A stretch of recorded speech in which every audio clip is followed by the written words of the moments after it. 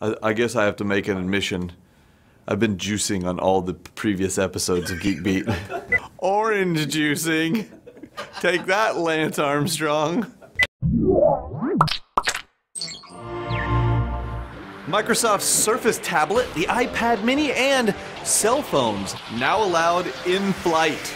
I'm John P. GeekBeat TV takes off now.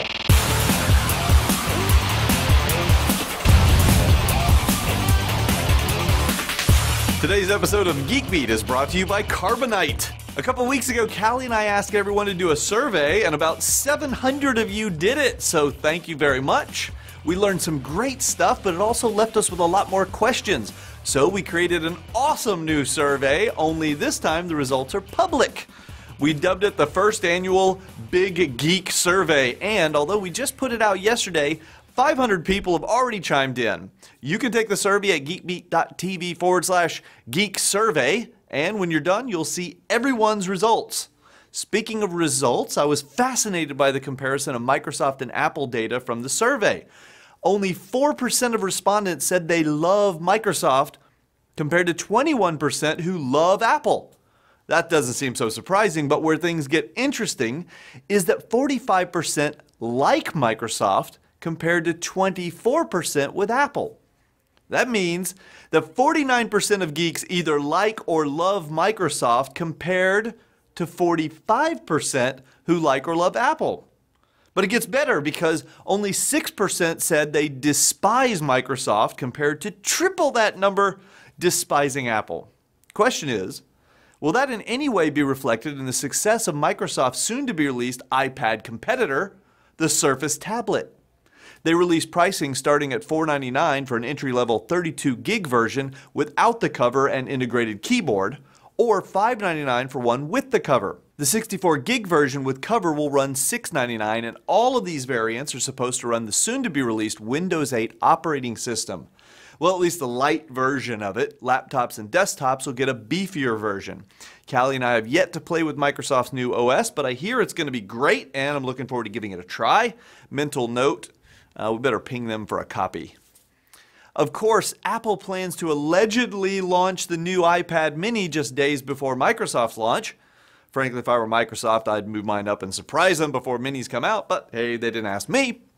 We're expecting a 7.5-inch display, a lightning connector, and supposedly they're only going to have Wi-Fi models.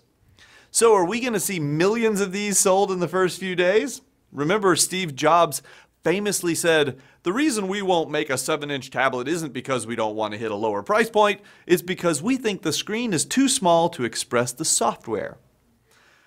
I take it the fact that Apple is coming out with a mini is evidence that even Apple employees know sometimes their great leader was wrong.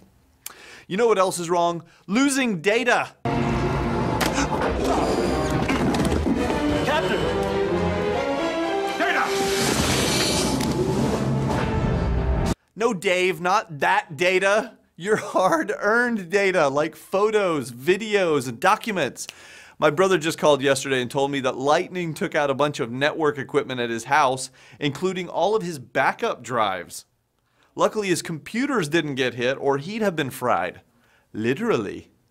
The same day, my friend Terry called me and told me lightning burned his neighbor's house to the ground. The same day, folks.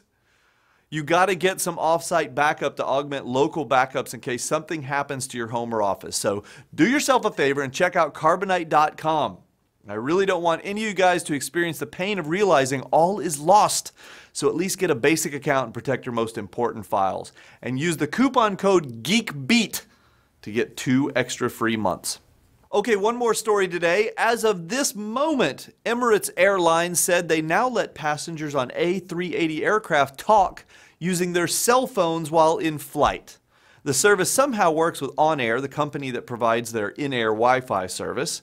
If there's any good news, it's that FAA regulations force Emirates to turn it off within 250 miles of the US.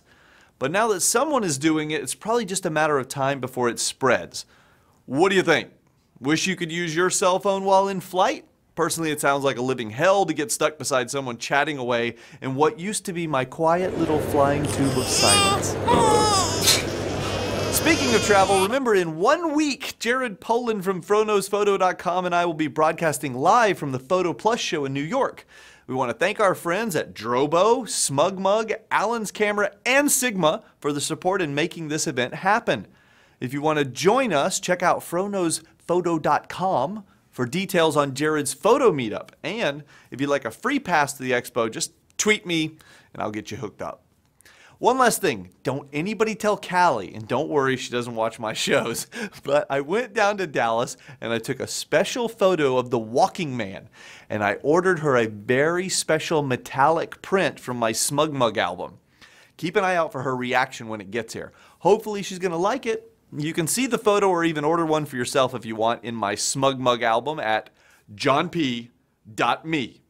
You guys have a great week. I'm heading down to San Antonio for the Texas Truck Rodeo this weekend. Yeehaw! I'm out of here. I'm from the PhotoPlus show in New York. We'll be breadcasting. Those ducks are They're gonna love it. pigeons. It's good. Pigeons. Pigeon. Pigeon.